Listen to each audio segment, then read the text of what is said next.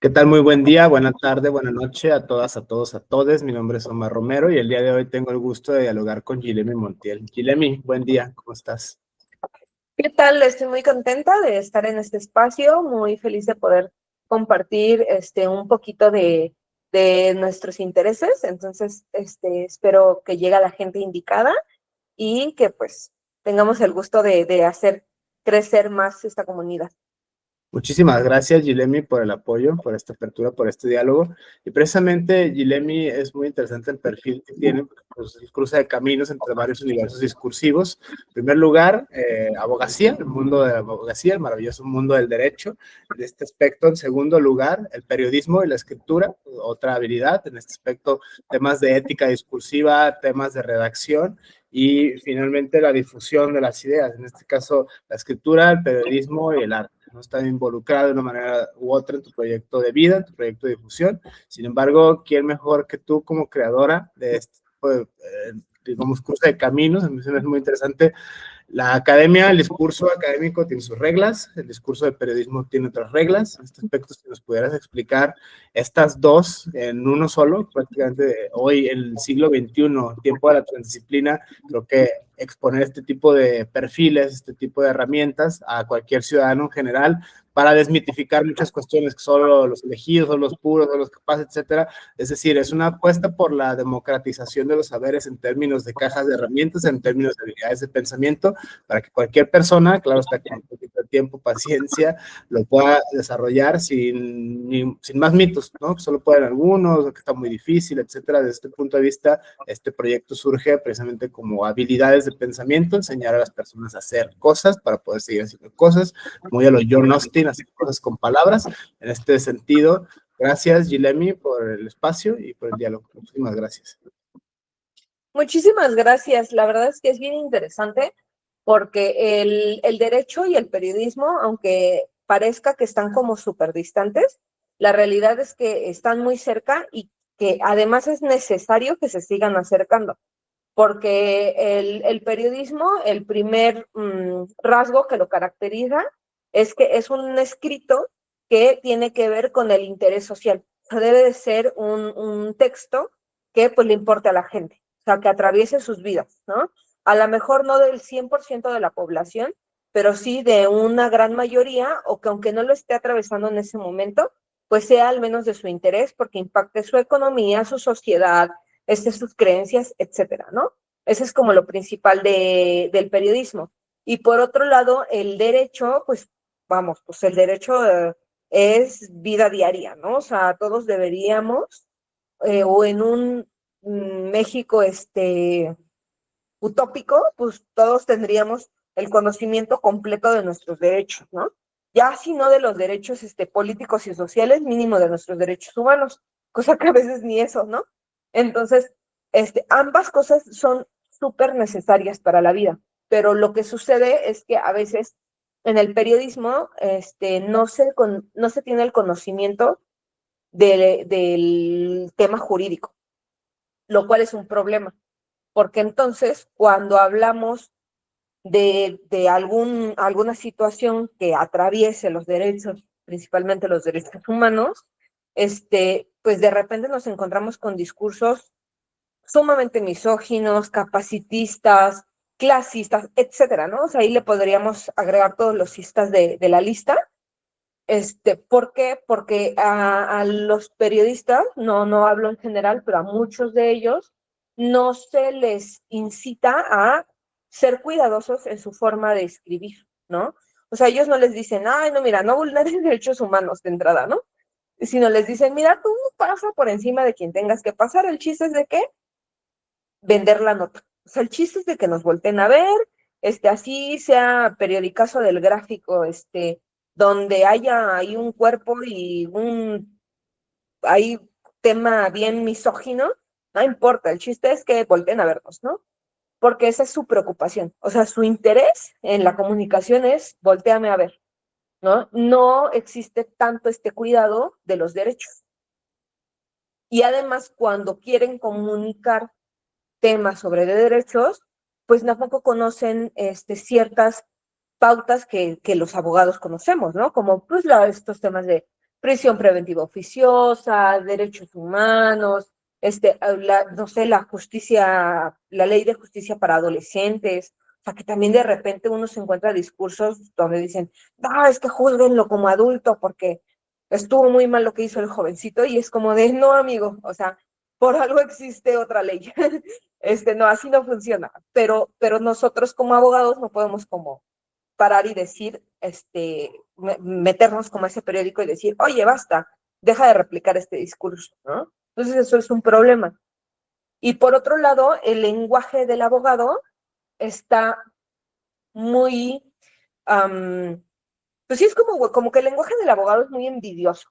Es como de, no, aquí entre colegas nos vamos a entender, y aquí así, o sea, a mí me da mucha risa y en algún momento bromeaba con mis amigos y yo les decía, es que ustedes sienten que es como hablar en idioma F, ¿no? Que es como no, aquí nada más nosotros, nada más aquí nosotros nos entendemos, aquí hay que interpretar nosotros, porque no, o sea, porque yo me fregué 5 años de carrera para entender este tratado, ¿no? Y es decir, o sea, sí, pero pues también hay derechos muy básicos que es importante que las personas entiendan, que es importante que las personas reconozcan. O sea, hay violencias muy sistemáticas, muy diarias, que no perciben porque el abogado dice, no, hasta que venga y me pague la asesoría, yo le voy a explicar que no están haciendo valer sus derechos laborales, por ejemplo, ¿no? Entonces, creo que es importante que el abogado también, pues, haga un poco más plural el lenguaje para que las personas lo entiendan, porque, pues, nosotros de eso vivimos, ¿no? O sea, de las personas que desgraciadamente pasan por situaciones complejas en cuanto a sus derechos, y entonces ahí uno va e interviene. Pero también es importante que pues este conocimiento sea un poco más abierto, ¿no? Entonces, de ahí viene como que esta distancia tan enorme que existe, pero que no debería de existir. No debería de existir, al menos no tan compleja, porque la gente, o sea, obviamente los derechos son de interés social. O sea, creo que la línea que los une mucho es los derechos son de interés social. Entonces, son para todos los debemos de saber, los debemos de comprender. A lo mejor no en una nota periodística les vamos a explicar, no, pues así se hace un amparo, pero al menos sí podemos como explicar mil otras cosas como para que vean que hay más situaciones que se pueden solucionar a través de un amparo, ¿no? Por ejemplo, ¿no? O en qué situaciones se puede llegar a un amparo, ¿no? O sea, son como cosas que parecen súper complejas, pero, o sea, ¿cuántos abogados no hemos escuchado esto de que, no, pues me salí de mi casa y no, me voy a ir a amparar, ¿no? Y uno ya cuando está de abogado dices, amigo, eso no funciona así, ¿no? Entonces, pero la gente no lo sabe y no es pues su obligación saberlo. Pero si nosotros lo sabemos, creo que sí es nuestra obligación social ir orientando ese diálogo, ¿no? O sea, entre más dialoguen estas dos áreas, podemos hacer una metodología muy bella, ¿no? En donde a lo mejor el periodista va a poder aterrizar un montón de cosas y dialogar con el derecho, y el derecho va a poder dialogar con la sociedad, ¿no? El problema creo que del derecho es que está cerrado a dialogar con las personas de a pie. O sea, los abogados les gusta mucho dialogar entre ellos y de estudiantes de derecho para arriba, ¿no? O sea, se sienten muy bien dialogar con el juez y el MP y cosas así, pero dialogar con la sociedad a veces no les gusta mucho, ¿no? Entonces creo que es importante ya seguir abriendo este diálogo. Me llama mucho la atención este perfil, esta área de expertise que manejas, este cruce de caminos, lo llamo de esa manera, porque es el lenguaje de los derechos, el lenguaje del derecho, los juegos del lenguaje, Wittgenstein, Cruz Parcel, todo esto, la lingüística, o sea, es un lenguaje muy cerrado, ¿no? Es un lenguaje hiper especializado. O sea, qué es una tesis, qué es una jurisprudencia, cosas que a veces las personas que son, digamos, de interés social, justo, debería de llegar a más gente esto. Creo que, como dices, prácticamente entre más cercano, entre más oscuro, entre más elitista es el lenguaje, mejor. Parece que es el criterio que todavía persiste en muchas academias. No voy a generalizar en absoluto, hay gente muy innovadora y que está también tratando de romper esta brecha de una manera u otra, pedagogía, políticas públicas, apoyos, etcétera. Sin embargo, si es como personalmente, metodológicamente, como parte de esta formación mundo jurídico, me llama mucho la atención este fenómeno, porque son incluso hasta como escritor, hasta como estudiante, hasta como investigador, hasta incluso como ser humano, son distintos usos del lenguaje. Por eso es que uso a Wittgenstein, los juegos del lenguaje, en este caso los juegos del lenguaje jurídico. Cualquier persona, esa es mi hipótesis personal, cualquier persona los puede jugar por el mismo hecho de la antropología. Es decir, está inherente en el antropos, no es algo que dejes de perder tu humanidad porque te conviertes en otra maravillosa sustancia en este aspecto. Abogado o periodista o escritor, sigue siendo la misma persona con la misma condición dialógica, sesgado por clase, género, etnia, largo, etcétera. Entonces, todos estamos sujetos, vaya, a la condición humana. Desde este punto de vista, la premisa, por eso es que se me hace a mí interesante, de repente, no sé, redactar un documento jurídico, un contrato, un amparo, cualquier cosa en abogañol famoso, prácticamente justificar y fundamentar, todo internacional, reglas y normas ISO, ¿no? Todo eso que está en el mundo del derecho, todas las fuentes de derecho positivo vigentes. En este aspecto, todos los recursos que se tienen es muy distinto a, por ejemplo, escribe, no sé, literatura, o escribe poesía, o escribe incluso periodismo. O sea, tienes que apostar a la brevedad. Pienso sobre todo en el tipo de lenguaje. O sea, no te puedes extender, no sé, en una columna de 400 caracteres, o es muy distinto. Eso es lo que quiero llegar, por eso me llama mucho la atención este cruce de caminos, Guilherme, de el periodismo, el derecho y en este caso el arte, porque eres escritora también. En este aspecto son tres juegos del lenguaje, son tres usos distintos de la misma capacidad lingüística del antropos inherente a cualquier persona. En este aspecto sí me gustaría poder como distinguirlo uno de lo otro. Justo me llama mucho la atención reglas, técnicas, métodos, autores que se puedan enseñar. O sea, en este aspecto, desde tu perspectiva, de tu experiencia, para precisamente difuminar esta brecha, eliminarla, erradicarla o no sé, paliarla en este aspecto, hacer por un lado más asequible a cualquier ciudadano en general el lenguaje del derecho, y que comprendan lo que está pasando, ¿no? Justo a puestas de la Suprema Corte, el lenguaje sencillo, el lenguaje claro, o sea, que cualquier ciudadano pueda entender, hasta incluso por un tema de derechos humanos, los temas jurídicos inherentes a su propia persona. En este aspecto, que no sean arcanos, que no sean misterios, que no sean cosas indescifrables, cualquier ser humano lo pueda entender. Desde este punto de vista, me llama poderosamente la atención la labor que tú haces en tu quehacer profesional. Desde el punto de vista, si puedes explicar esto, técnicas, periodismo, derecho, sería sin duda fenomenal. Gracias. Claro, yo creo que más que técnicas, les comparto un trucazo. Creo que la forma más sencilla de entenderlo, o al menos como yo lo entiendo, ¿no? Porque esto, bueno, cabe recalcar que no me lo enseñaron ni en la carrera, ni en lo de periodismo, ni en lo de mi carrera como escritora, sino como yo lo entiendo, es que, por ejemplo, en el periodismo, para que en el periodismo puedas hablar de derecho, más bien, para que en el periodismo hables correctamente del derecho, es importante, pues, no pasar por ciertos grupos vulnerables. O sea, estar consciente de qué tema vas a hablar y informarte. O sea, no es necesario, tampoco estoy diciendo que el periodista tiene que aventarse un doctorado en derechos humanos. O sea, tampoco, pero sí, bueno, tener tantita conciencia de, pues al menos no ser una persona que esté replicando un mensaje violento, ¿no? O sea, estar consciente que los derechos humanos existen, que no puede estar utilizando cierto lenguaje que ponga en riesgo a la víctima, que, que, que revictimice, ni que replique violencia. Y para esto es importante que entonces tenga cierto conocimiento de derechos humanos, que tenga cierto conocimiento de cómo funciona como esta pirámide de privilegio, ¿no? O sea, que sepa que que ok, o sea, sí, por ejemplo, ¿no? O sea, a veces se habla mucho de nosotras las mujeres, ¿no? Sí, las mujeres, sí, somos un grupo vulnerable, sí, claro que sí. Claro que tenemos muchas vulnerabilidades y podemos ser un grupo de riesgo. Pero a ver, o sea, no es lo mismo una mujer con discapacidad que una mujer sin discapacidad. No es lo mismo tampoco una mujer con discapacidad que vive en la zona rosa y tiene a todas las personas, o a varias personas a su cuidado, que tiene dinero y que viene de una familia, pues blanca privilegiada, a una mujer que no tiene discapacidad, pero está en la pizca, ¿no? O sea, hay muchísimas mujeres. O sea, de entrada, no podemos como nada más cortar así como de, es mujer, pues ya, ¿no? O sea, pobrecita. No, no, no.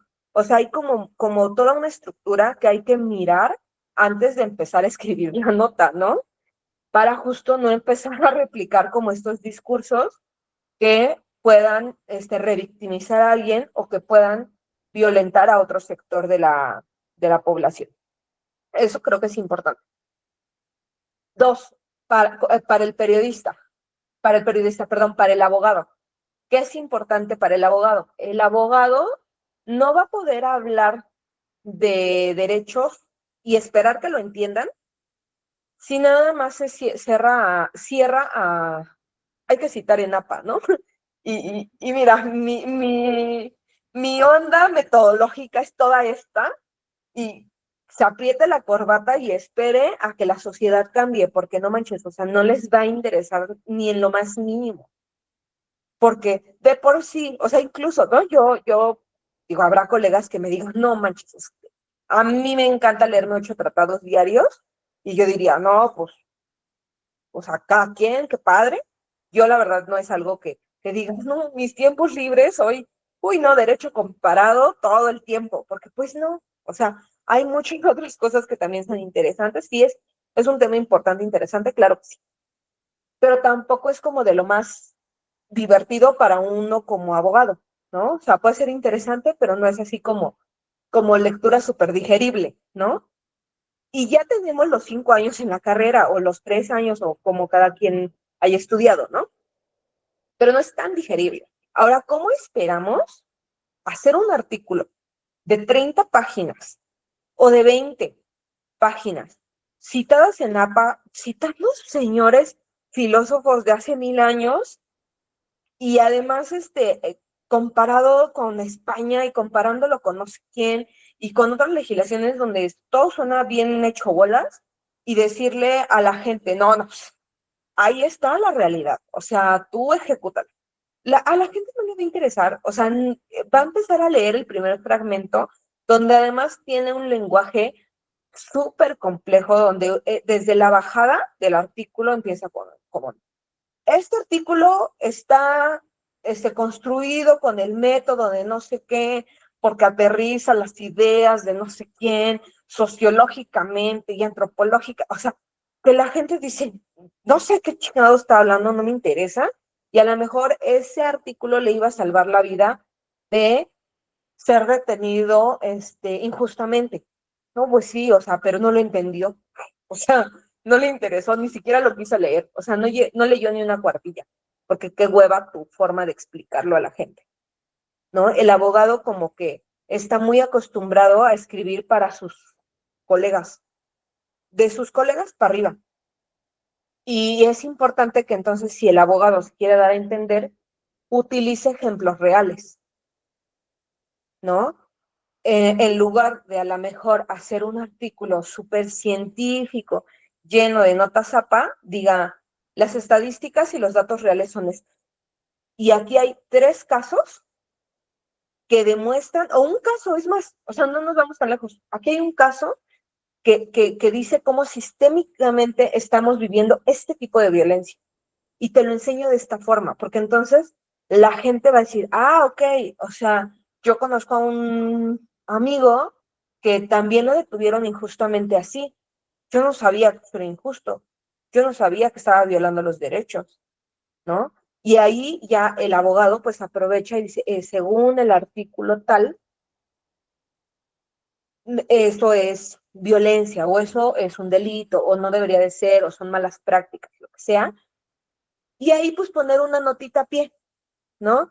Y ya en la notita a pie, a quien le interese leer completamente el artículo, bueno, se va a ir hacia abajo y va a leer el lenguaje que ni quizá entienda, quizá no, pero nosotros como abogados ya hicimos la tarea de masticarlo para explicárselo a la persona. Y entonces, ¿qué pasa? Va a ser más accesible que las personas entiendan. A lo mejor no se tienen que memorizar los artículos, ni mucho menos, pero al menos sí van a entender cómo existen ciertas estructuras, ¿no?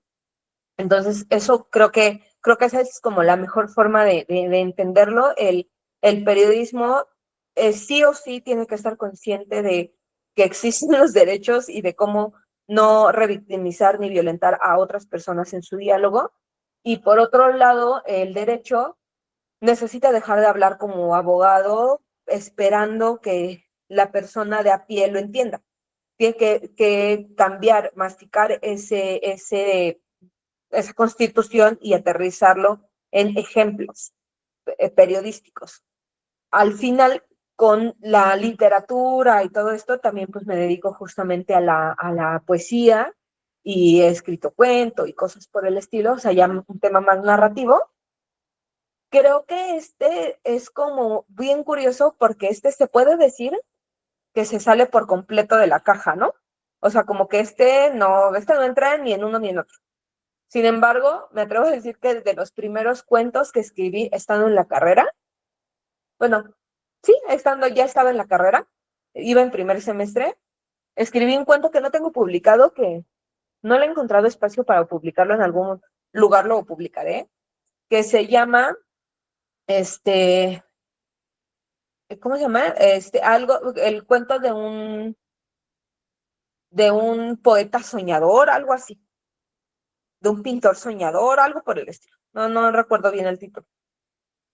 Y ahí hablo de cómo es, digo, es algo muy, muy personal y hablo un poco de una persona que le gustaba mucho pintar, ¿no? O sea, le gustaba mucho pintar, shalala, shalala, quería aprender a pintar, pero no sabía cómo hacerlo, ¿no?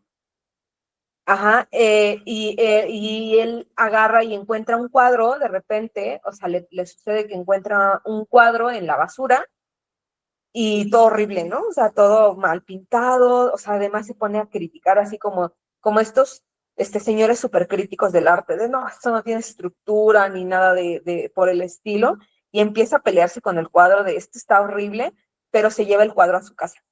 Y dice, lo voy a lavar el lienzo y voy a aprender a pintar porque yo sé de arte, yo conozco a Van Gogh y a Rembrandt, y se pone de hablador, ¿no? Y cuando sacan sus pinturas y se enfrenta al lienzo en blanco, pues no sabe pintar, ¿no?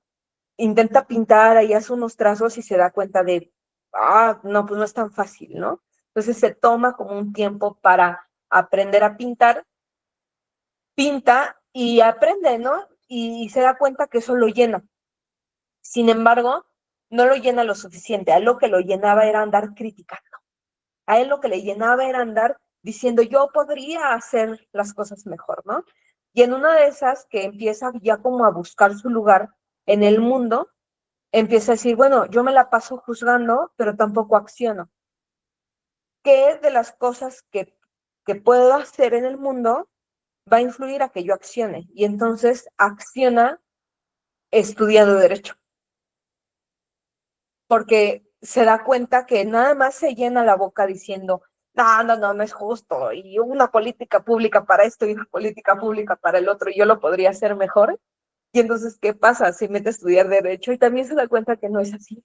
O sea, cuando uno se mete a la carrera, uno se da cuenta que no es tampoco de que primer semestre y acabo de hacer una reforma. O sea, no, es toda una estructura, es todo un sistema, hay muchísimas áreas y entonces uno va agarrando el camino.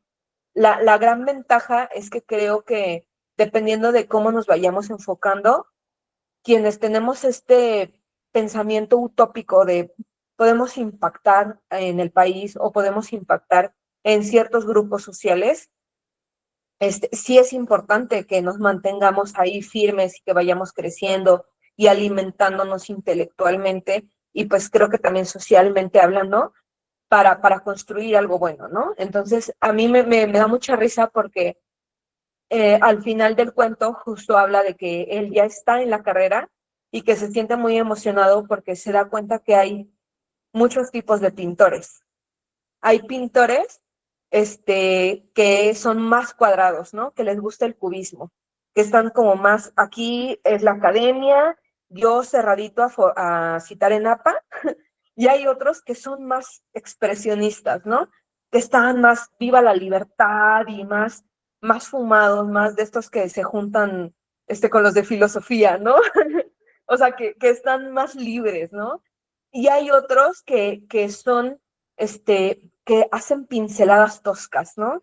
Y que son aguerridos y que se avientan, ¿no? Y hago esta comparativa de la pintura y el derecho, porque a mí me gusta mucho pintar y yo quería ser pintora, iba a aplicar a la Academia de San Carlos, pero decidí inclinarme por el derecho, pero es otro de mis grandes amores, el arte.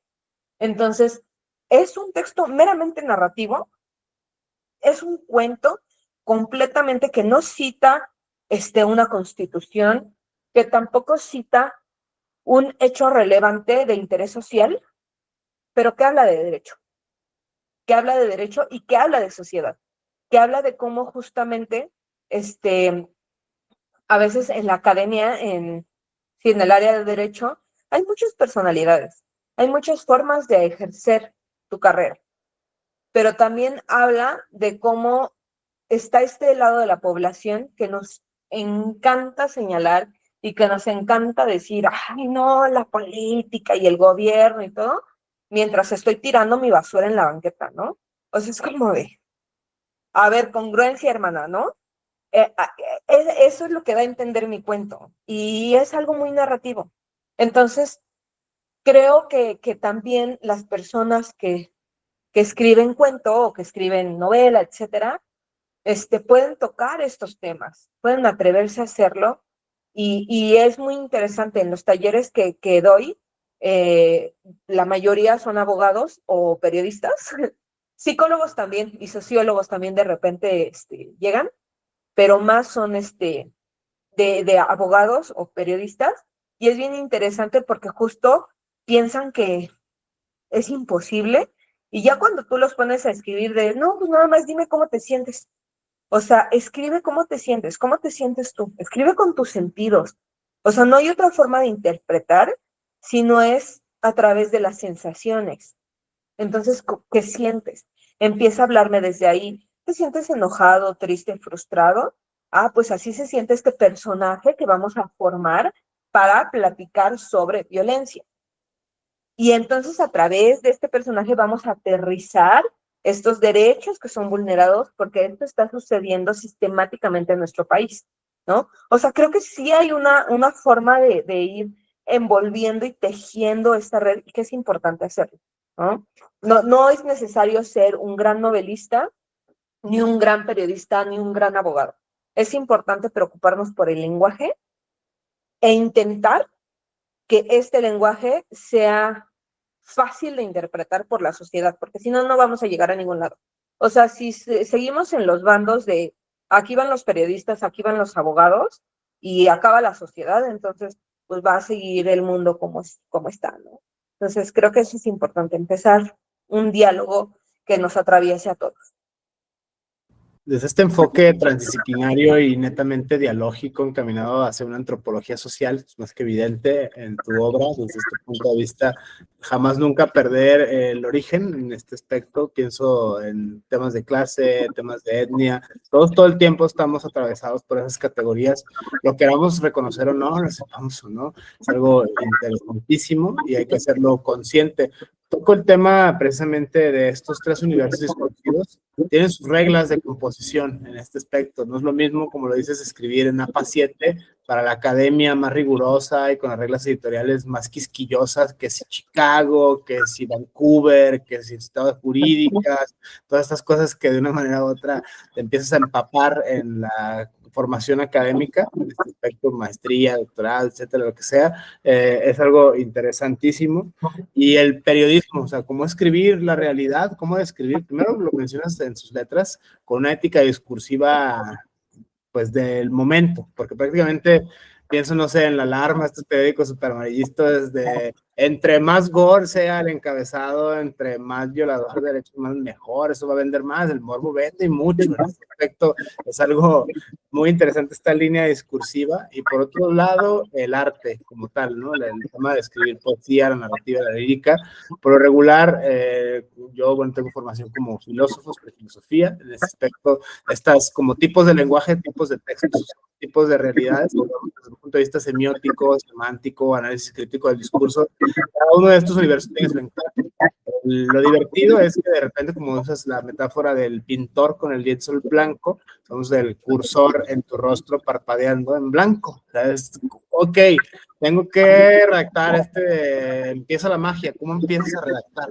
Cuando el mundo era joven, antes de que el tiempo existiera, era hace una vez, lo recuerdo bien, ahí estaba yo. O sea, siempre es como un gran reto, sobre todo el tipo de audiencia, reglas básicas de retórica, a quién va dirigido, con qué intención va dirigido, cuál es el fin, digamos, último, la teleología del escrito, es para pasar la materia, es para ganar un caso, es para perder la paciencia, o sea, lo que tú quieras, y más, prácticamente es algo muy interesante, sobre todo estos tres universos. Derechos humanos, derecho englobado en todo, vaya, en este aspecto. Creo que yo no puedo haber derecho hoy sin derechos humanos, sería algo bastante terrible, algo muy draconiano desde este punto de vista. El periodismo, justo con esta delgada línea de cuidar la ética, o sea, justo por el tema, entre más violento sea el discurso, más taquillero, más morbo causa, por lo tanto vende más. Y el arte, o sea, la libertad, mucho se ha criticado, por ejemplo, la muerte del canon, no está en el arte, ha pegado mucho, y ahora ya cualquiera es artista, ¿no? Ya escribí verso libre en servilleta con salsa valentina, bárbaro, soy poetazo, soy el mejor artista, todos apláudenme, por favor, es que no me entienden porque no tienen la sensibilidad del artista, qué terrible, son ustedes insensatos, insensibles, la carnal, estás escribiendo pura basura, eso no es nada, o sea, no tengo nada en contra de la creatividad, de la libertad de expresión, sin embargo, sí hay todavía hoy en el siglo XXI esta tentación demoníaca, sobre todo en círculos de poetas, artistas, es mira mi poemario, o sea, ok, o sea, no hay, es una ocurrencia libre, es lo mismo, o sea, en este aspecto, no tengo nada en contra de la creatividad, pero sí soy partidario de que debe haber menos ciertas como pautas, ¿no? En este aspecto, distinguir una cosa de otra, o sea, con cierto criterio, sin ser como, no sé, la élite, el supercriticón que mencionabas en el caso del pintor, sin tampoco creer que cualquier ocurrencia ya es digno de categoría del arte o de ciencia o de derecho. O sea, creo que en la misma composición de los discursos, por eso es que se me hace muy interesante tu obra, del derecho,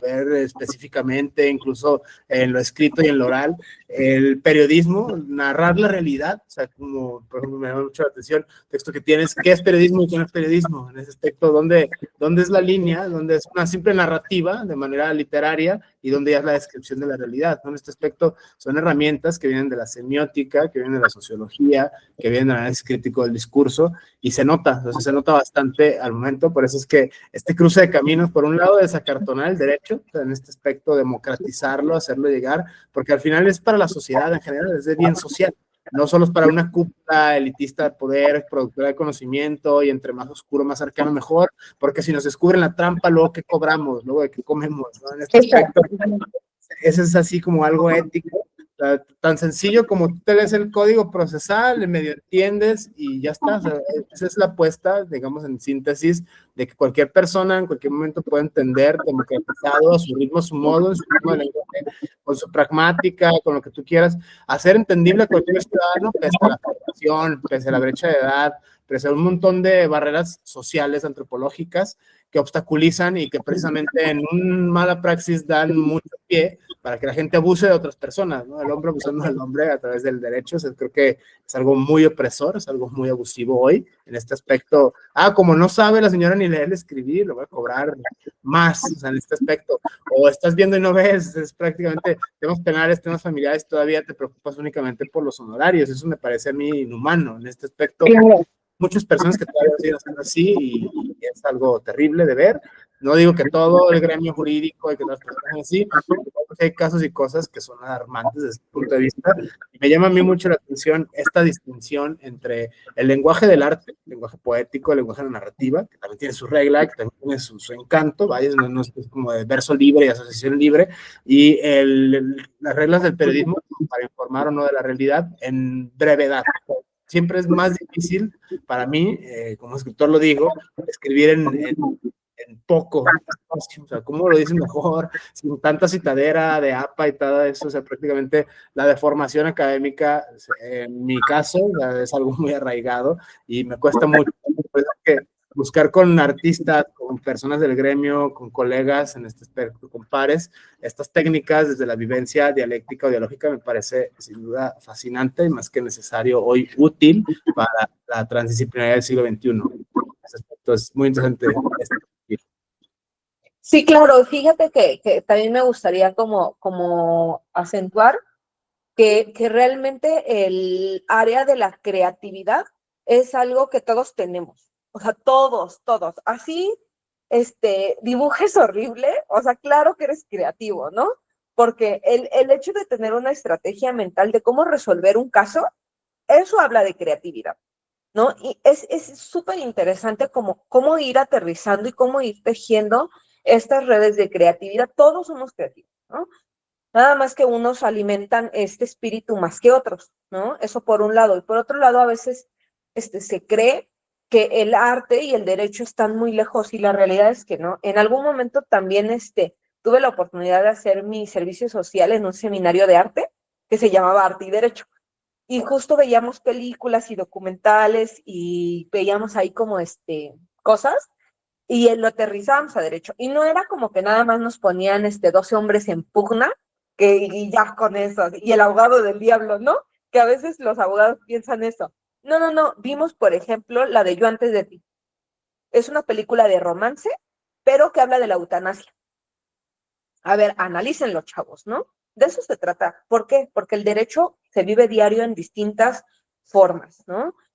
En algún momento en otra clase, que esto fue en el seminario, hablamos sobre Sueño en otro idioma, que es una película mexicana que habla de, pues en primera está en dialecto, pero es un dialecto que hicieron para la misma película, y habla de dos personas que son de una situación, pues social muy distinta a la de nosotros, porque económicamente hablando y en un lugar como más, como de pueblo, no sé cómo decirlo correctamente, pero ahí hay un amorío entre dos hombres.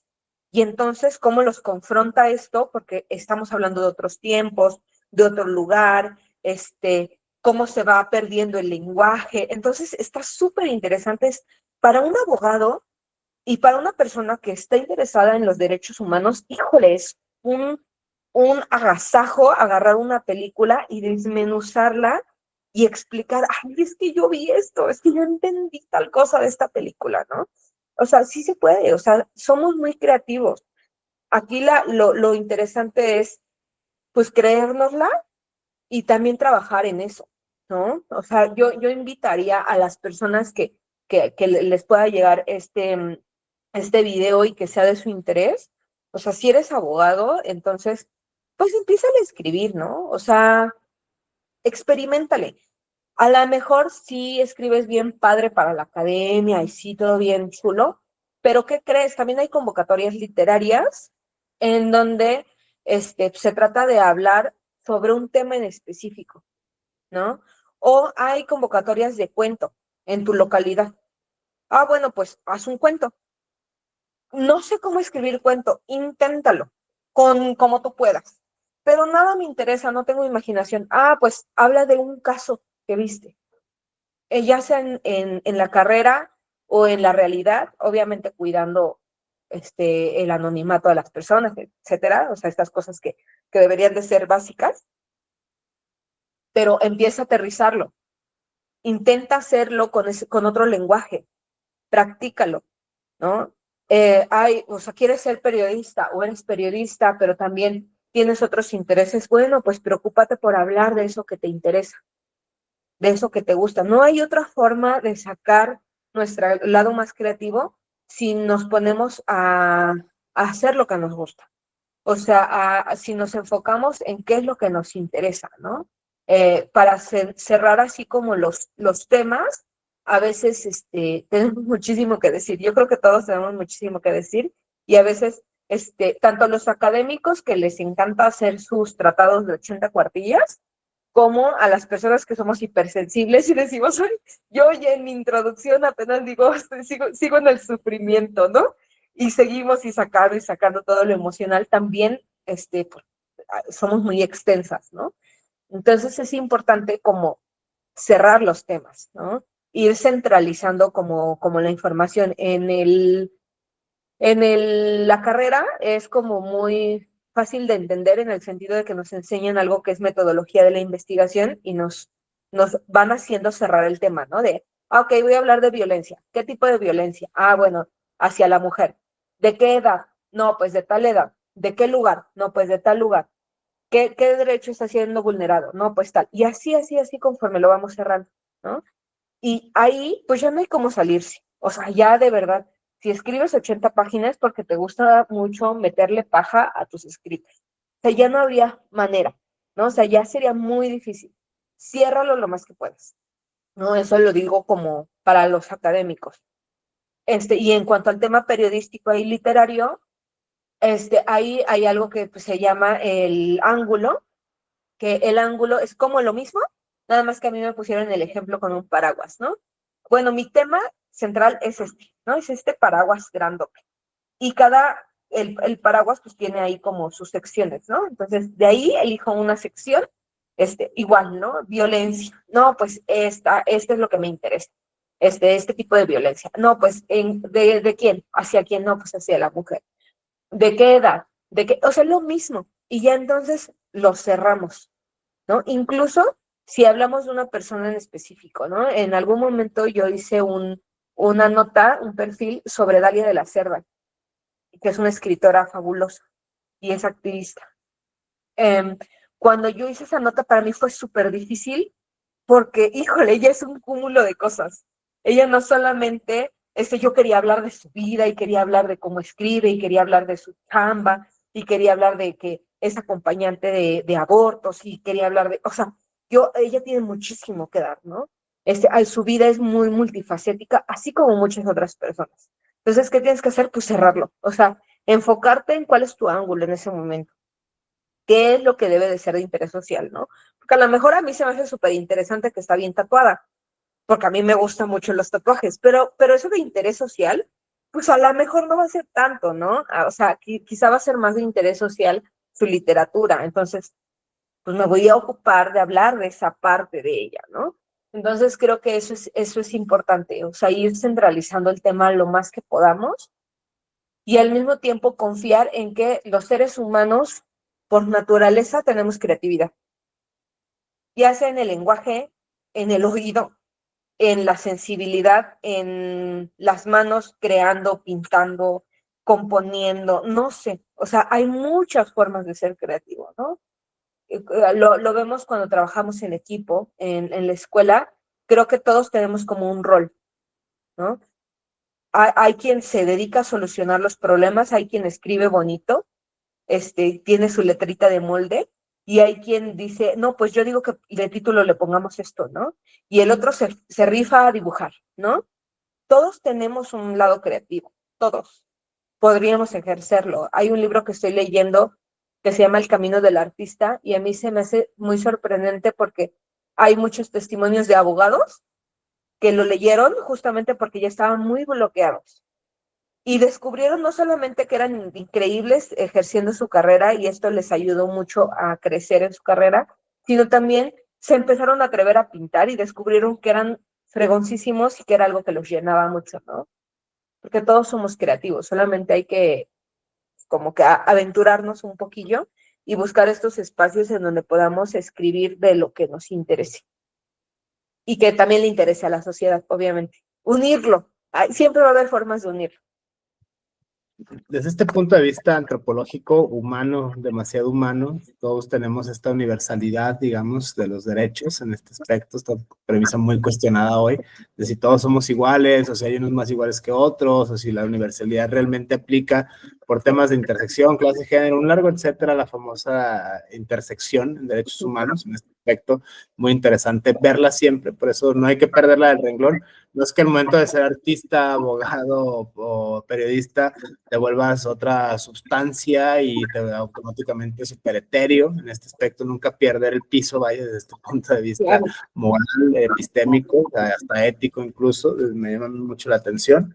Temas de clasismo y otra serie de ismos muy terribles que existen. Sin embargo, el tema, para perfilar una especie de conclusión en este aspecto, el cruce de caminos a mí me parece todavía fascinante cómo se puede en tiempos de la transdisciplinaridad ser multifacético. En este aspecto es un abogado que pinta, que escribe, que hace esto y lo otro, o sea, sobre todo con la advertencia hoy de que el que mucho abarca poco aprieta, ¿no? En este aspecto, si bien no estamos obligados a ser hombres y mujeres del Renacimiento, todólogos, que sería así bastante interesante, creo que la misma complejidad de la realidad nos lleva a pensar desde otras disciplinas, desde otros flancos. Pienso, por ejemplo, un abogado que no sepa sociología, antropología, prácticamente está condenado a la subsunción por la eternidad en este aspecto, y no creo que no es lo más deseable desde el punto de vista jurídico, eminentemente jurídico. Un artista que viva en el puro solipsismo y que no salga más de yo soy, yo creo, porque me aplaudieron cuando era chiquito o cuando no era tan chiquito, en este aspecto se me hace también como muy fuera de la realidad. En este aspecto sería tratar de encontrar una especie de equilibrio, yo lo veo desde fuera, ¿no? Como parte de la formación filosófica, temas de estética, temas de ética, temas de sociología, como sobre todo a nivel estilístico, cuando ya estás frente al cursor en blanco, vuelvo a esta metáfora que es una realidad terrible, chin, ¿cómo escribo?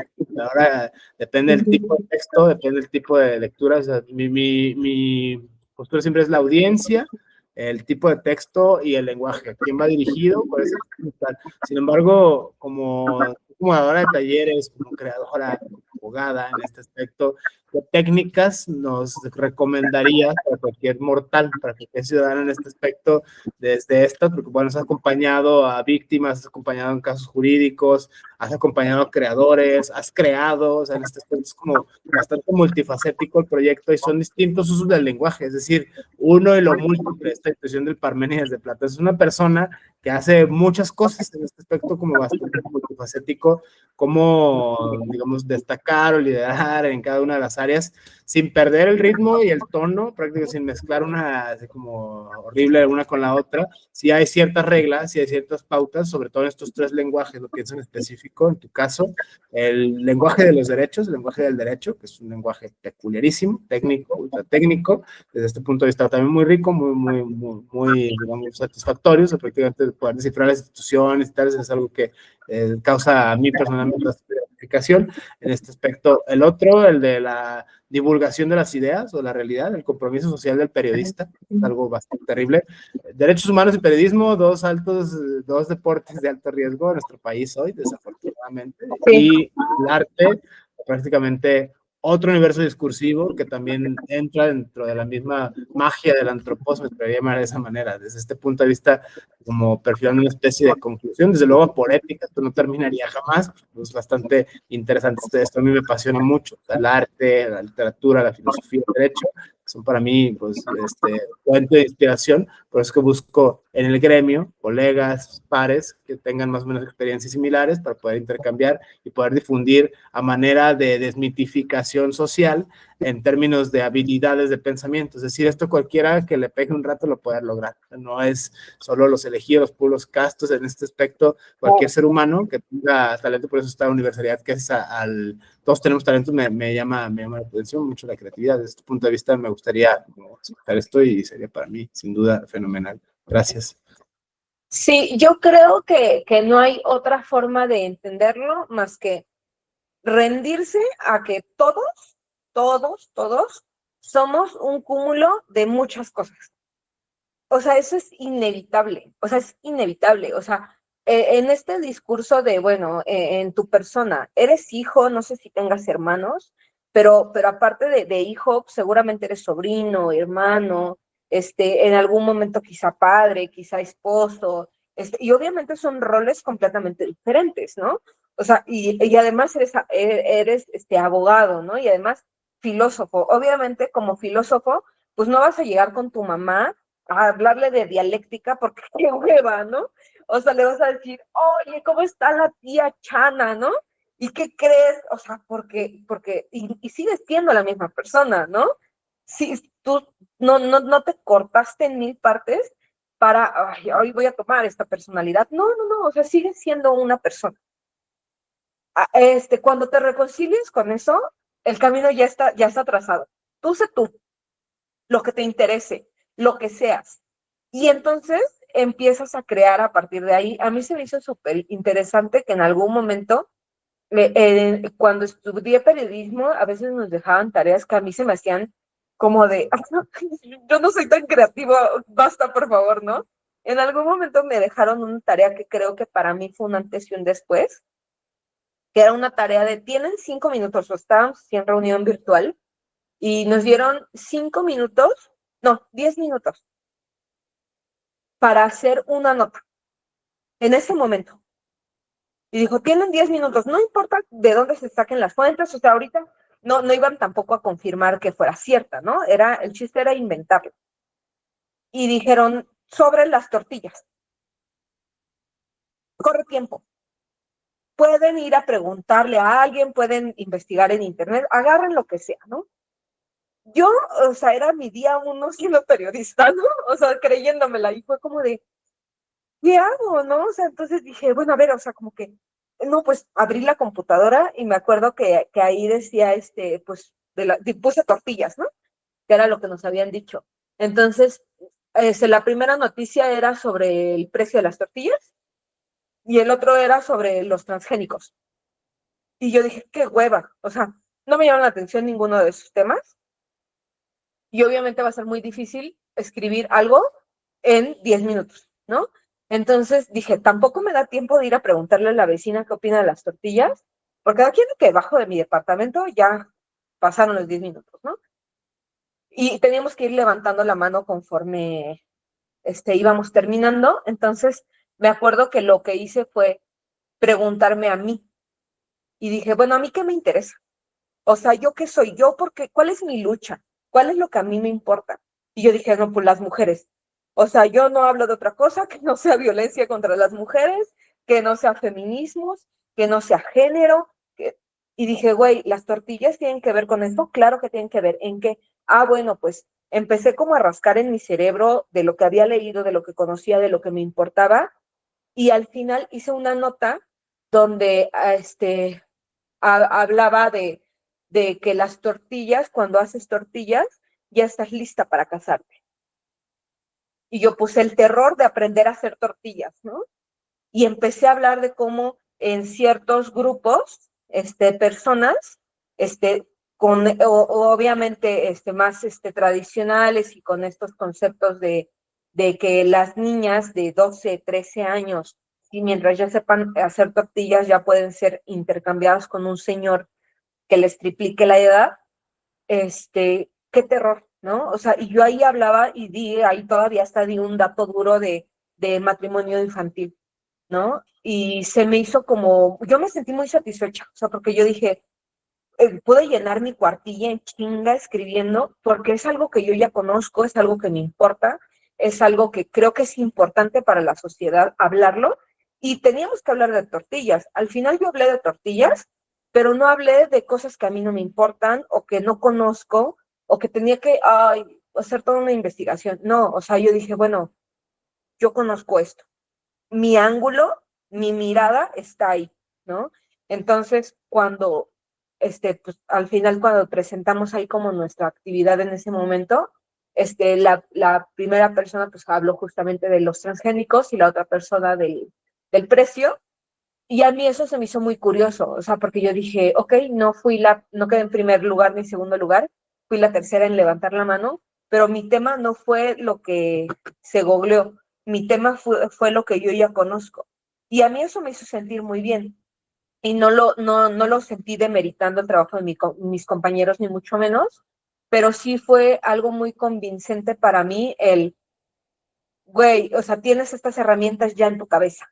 Entonces, independientemente de la calificación que me saqué y de todo lo que se charló en ese momento, en esa clase, abrió un diálogo bien importante, ¿no? Y a mí me dejó una hermosa lección que es, guíate por tu mirada. O sea, no, aquí no hay una regla mágica de cómo ser un gran escritor si eres abogado, ni cómo ser un defensor de los derechos humanos si nada más eres escritor, ¿no? Empieza a tejer y a ver que en realidad eres un cúmulo de muchas cosas, ¿no? ¿Por qué? Porque también, pues, adoptamos gustos musicales de la mamá, pero también del abuelito, y también los que nos enseñaron en la prepa, y también a lo mejor yo he probado el sushi, pero para mi abuelita eso es aberrante porque no es comida mexicana, pero además me gustan los doramas, a lo mejor, o sea, somos un cúmulo de gustos y eso no me fragmenta, me evoluciona. Entonces, si tenemos esta conciencia de que no nos va a fragmentar, sino que nos va a evolucionar, entonces uno se va a poder presentar con este tipo de proyectos de soy abogada, escritora y periodista, mucho gusto, y yo hago todo esto, ¿no? Y entonces está bien raro porque a veces mi red social creo que sí es un poco, así rara, o sea, como que sí quizá genera un poco de cringe, en el sentido de que dependiendo de por qué llegues a mi red social, pues en Instagram principalmente, ¿no? O sea, a lo mejor si me conocen como abogada, pues han de esperar que yo tenga ahí una foto en el Senado y acá con mi pañuelo y nada más en la lucha, y de repente hay un reel con donde yo tengo orejas de gatito y un liguero, y estoy hablando de poesía erótica y derechos sexuales, ¿no? Y entonces es como que para un abogado es como de, ¿qué le pasa a esa abogada, no? Que está así vestida en primer lugar, ¿no? Y que tienen así como que este shock de, chingados, ¿a qué hago aquí, no? Y por otro lado es muy chistoso que hay personas que llegan por mi arte y que llegan justamente porque escribo poesía erótica, porque escribo cuento, porque soy periodista, y de repente se topan con que soy una persona que está en micrófono abierto diciendo que hay que denunciar a nuestros agresores y empiezo a hablar de políticas públicas. O sea, es como de, si se ve bien alivianada esta chava, poco es abogada, ¿no? O sea, somos un cúmulo de cosas y creo que a veces a la gente sí les cae como balde de agua fría. Bueno, más que nada a los abogados, creo que ahí es donde se quedan, se asustan algunos, y a los artistas o a los escritores o periodistas se les hace como de, órale, órale, también es esto esta chava, ¿no? Y está muy interesante el abrazar que somos muy diversos, todos somos muy diversos. O sea, yo te apuesto que sí eres un gran filósofo y abogado y etcétera, pero a lo mejor tú no lo sabes y escribes muy chido, ¿no? O a lo mejor no lo sabes y sabes tocar la guitarra, ¿no? O sea, como que ese tipo de cosas que a veces uno se pelea y dice, no, no, no. O sea, yo no podría hacer esto porque ya me casé con este ser cuadrado de el abogado. Y no, o sea, hay muchas otras cosas alrededor y cuando lo abrazamos y lo entendemos y nos rendimos a eso, entonces es la forma más interesante de explorar nuestra creatividad y empezar a unir todos los temas que nos importen. Este tema es sin duda muy, muy reciente, muy vigente y fascinante, ser multifacético, prácticamente de la multidisciplinaridad, sin perder, digamos, la esencia en este aspecto, lo que sea que signifique. Me llama mucho la atención, sobre todo en términos de escritura. Yo con esto terminaría para reconocer tu obra, tu trabajo en este aspecto. El rigor sí académico que implica el quehacer jurídico, o sea, sí hay una regla de escribir, de hacer, o sea, en este aspecto sí hay un canon, sí hay una forma, pese a que se diga que no, o hay varias, en este aspecto se discute, se debate, pero sí es como una tendencia, sí es una metodología, es un método que se tiene que guardar científicamente, si no sería otra cosa, dejaría de ser ciencia y se volvería, no sé, poesía, otra cosa. Lo mismo pasa en la poesía, en el arte, tiene ciertas reglas de composición, si no lo harían ciencia o teología o cualquier otra cosa, filosofía o qué sé yo. En este aspecto me llama a mí mucho la atención como perfil que tienes. Por un lado sí el rigor académico del derecho, por otro lado sí el tema de la brevedad y la precisión y la fidelidad de la realidad como narrativa periodística. O sea, sí tienes que, no puedes inventar, no puedes poetizar, tienes que reflejar la realidad en este aspecto. Es algo también muy interesante. Y por otro lado, el otro uso del lenguaje, el total ficción, el total creatividad, que puede involucrar aspectos reales, metodológicos, son como un ir y venir en este aspecto de uno a otro, sin dejar de ser el mismo. Eso me parece a mí fascinante de tu obra, Yilemi, en ese aspecto es muy enriquecedor para mí tener este diálogo con colegas del gremio jurídico, gremio de escritores, prácticamente esta nueva faceta del periodismo, narrar la realidad tal cual esta es, o sea, ese aspecto,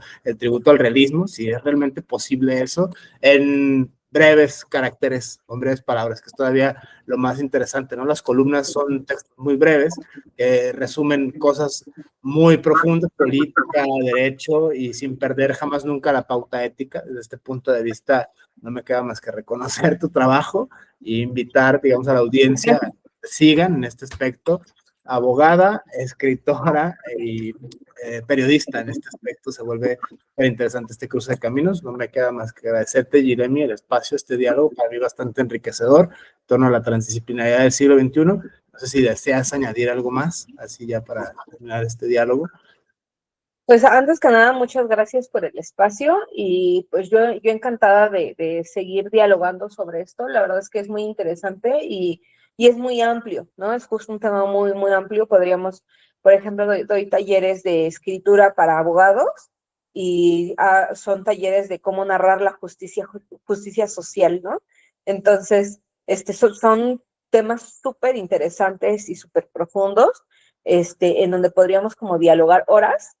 Yo encantada, ahora sí que pues síganme en mis redes sociales, yo ahí estoy, ahí lanzo los cursos y pues nada, atrévanse a crear y a rendirse a ser un ser que es una variedad de cosas, ¿no? Una variedad de diálogos internos y dejar que esos diálogos internos se expresen de la mejor forma que cada quien pueda, ¿no?